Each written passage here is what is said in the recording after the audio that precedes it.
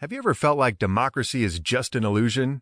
Have you ever suspected that there are very powerful people who've created a system that appears to be democratic, but actually cuts ordinary citizens out of the decision-making process?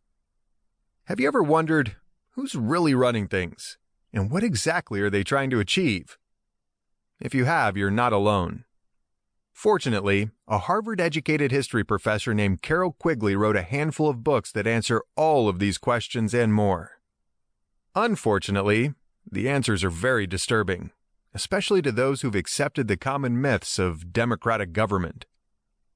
In Quigley's work, we discover that national constitutions are routinely undermined by the leaders who are elected to defend them.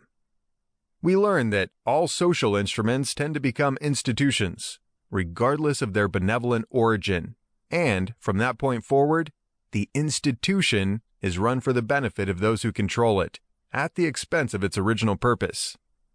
Perhaps most unsettling, Quigley reveals that real power operates behind the scenes in secrecy, and with little to fear from so-called democratic elections. He proves that conspiracies, secret societies, and small, powerful networks of individuals are not only real, they're extremely effective at creating or destroying entire nations and shaping the world as a whole. We learn that representative government is at best a carefully managed con game.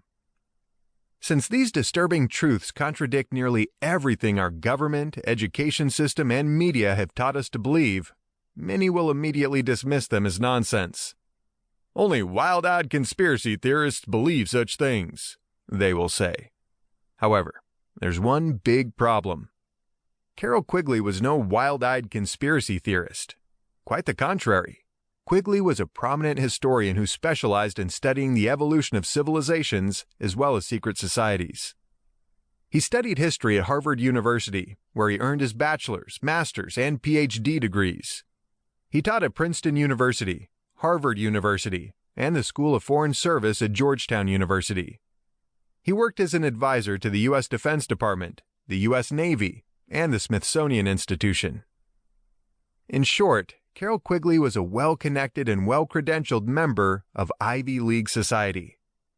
Based on his own words and his training as a historian, it appears that he was chosen by members of a secret network to write the real history of their rise to power. However, as Quigley later realized, these individuals didn't expect or intend for him to publish their secrets for the rest of the world to see. Shortly after publishing Tragedy and Hope in 1966, the network apparently made its displeasure known to Quigley's publisher, and the book he had spent 20 years writing was pulled from the market. As Quigley recounts, the original edition published by Macmillan in 1966 sold about 8,800 copies, and sales were picking up in 1968 when they, quote, ran out of stock, as they told me. But in 1974, when I went after them with a lawyer, they told me they had destroyed the plates in 1968. They lied to me for 6 years, telling me that they would reprint when they got 2,000 orders, which could never happen because they told anyone who asked that it was out of print and would not be reprinted. They denied this until I sent them Xerox copies of such replies to libraries, at which they told me it was a clerk's error. In other words, they lied to me, but prevented me from regaining the publication rights by doing so. See, rights revert back to the copyright holder if the book is out of print, but not if the book is simply out of stock. Powerful influences in this country want me, or at least my work, suppressed.